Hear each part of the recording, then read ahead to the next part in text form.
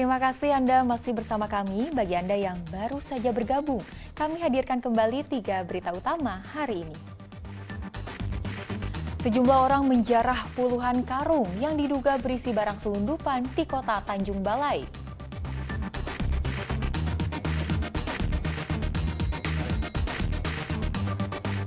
Seorang wanita lansia di Kabupaten Batubara ditemukan tewas di kamar rumahnya.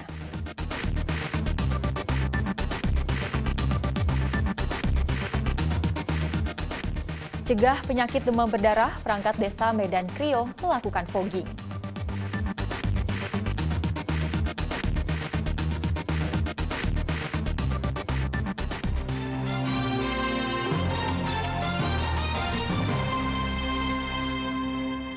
Kita ke informasi selanjutnya. Perangkat Desa Medan Krio, Kabupaten Deli Serdang melakukan pengasapan atau fogging. Penyemprotan ini merupakan kegiatan rutin desa untuk mengantisipasi kembali menyebarnya penyakit demam berdarah. Perangkat Desa Medan Krio, Kecamatan Sunggal, Kabupaten Deli Serdang melakukan pengasapan atau penyemprotan fogging di setiap dusun. Kegiatan ini untuk mengantisipasi maraknya penyebaran penyakit demam berdarah. Kamis pagi kemarin penyemprotan fogging dimulai dari bagian luar rumah, selokan, hingga bawah pohon yang rimbun dan terbilang lembab. Hal ini dilakukan petugas untuk mencegah penyebaran nyamuk demam berdarah.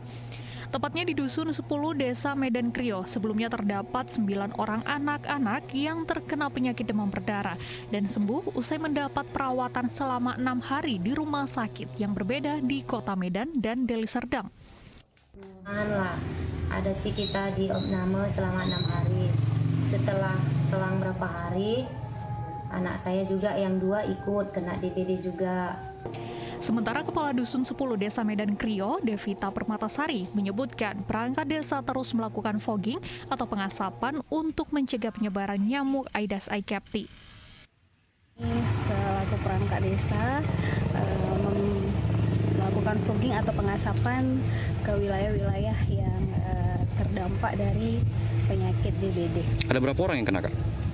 Kalau di Dusun 10 sendiri itu ada sekitar 9 orang. Sempat dirawat di rumah sakit, Kak? Ya, ada beberapa yang sempat dirawat di rumah sakit. Dengan besarnya jumlah warga yang terkena penyakit demam berdarah, maka pemerintah desa diharapkan lebih cepat dalam penanganan dan pencegahan penyebaran penyakit demam berdarah. Salah satunya dengan penyemprotan fogging dan sosialisasi pencegahan dini kepada seluruh warga desa. Muhammad Hamdani melaporkan dari Kabupaten Deli Serdang. Kenaikan harga bahan bakar minyak masih berdampak terhadap aktivitas dan keberlangsungan hidup para nelayan di Kabupaten Serdang Bedagai. Sebab harga beli BBM yang tinggi tidak sebanding dengan harga jual ikan hasil tangkapan para nelayan. Kenaikan harga bahan bakar minyak pada awal September lalu selain berdampak kepada angkutan transportasi, juga berdampak terhadap ratusan nelayan, khususnya nelayan di Desa Boga, Kecamatan Teluk Mengkudu, Kabupaten Serdang Bedagai. Jika biasanya setiap pagi di lokasi ini ramai dengan kesibukan nelayan pergi melaut, namun hingga Kamis pagi aktivitas tersebut sepi dan hanya beberapa nelayan yang akan pergi melaut. Salah satu nelayan, Saroni, mengatakan mayoritas nelayan di tempatnya menggunakan bahan bakar minyak jenis Pertalite. Harga BBM untuk tingkat nelayan sebesar Rp12.000 per liter. Kenaikan harga BBM tidak sebanding dengan hasil jual ikan hasil tangkapan para nelayan. Kalau bisa ya diturunkan lagi lah. Kalau di sini Pak harga minyak udah berapa? 12. 12? Iya. Sebelumnya Pak, sebelum naik itu berapa Pak? Sebelum 8. 8. Sekarang? 12. Itu, ini perumahan nelayan Pak, gunakan minyak Pertalite atau solar Pak? Pertalite semua di sini rata-rata. Oh, nelayan tradisional ya Pak? Iya. Harapannya apa Pak? Harapan ke pemerintahan Pak? Ya harapannya ada bantuan lah. Untuk apa beli-beli madang itu Pak.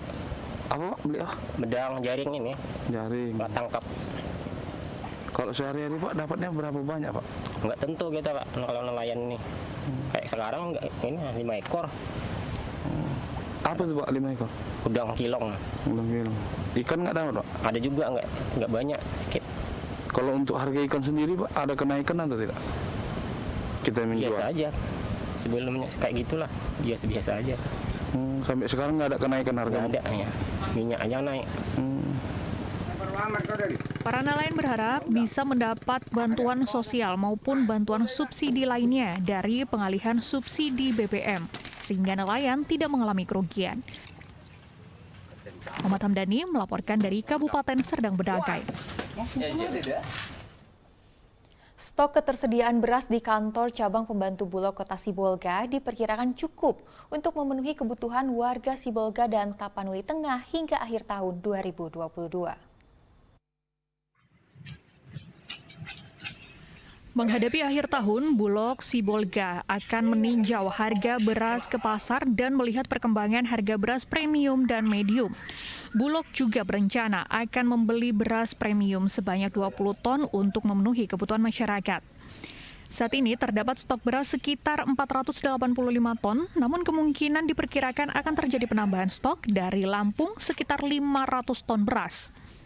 Semua stok beras sampai akhir tahun berkisar mencapai 985 ton. Selain beras juga terdapat stok gula sebanyak 9 ton 675 kg. Terakhir penerimaan dari Makassar itu 150 ton, jadi total kita hari ini sekitar 485 ton. 485 ton, tapi kita juga sudah ada rencana masuk dari Lampung itu sekitar 500 ton. Ketahanan kesediaan beras di sini Sampai akhir tahun insya Allah cukup. Sampai akhir tahun. untuk total Kalau sampai nanti dari Lampung, kalau hari ini ya, yang hari ini itu sistemnya di 485 ton. Ditambah nanti yang 500 berarti sekitar 965 ton. Sementara menurut para pedagang di pasar tradisional Sibolga, kenaikan harga beras menjelang akhir tahun ini mencapai Rp10.000 per karung. Hari per sak itu kira 10.000. jenis beras apa itu Pak? Dan di sebelah itu bintang 5 itu Per karungnya berapa kenaikan harganya Pak? per karung 10.000. 10.000. Ya. Oh, sebelum naik itu 283. Sekarang 293. Itu ukuran 25 kilo satu sak itu. Ya. Bulog Sibolga juga telah mulai memasarkan beras medium dengan kemasan ukuran 5 kg yang harganya juga cukup terjangkau. Hal itu dilakukan untuk mengatasi ketidakstabilan harga akibat panen yang tidak merata. Tuti Alawiyah Lubis melaporkan dari Kota Sibolga. Dan informasi tadi mengakhiri berita Medan hari ini. Saya Tia Anissa, berterima kasih atas perhatian dan kebersamaan Anda.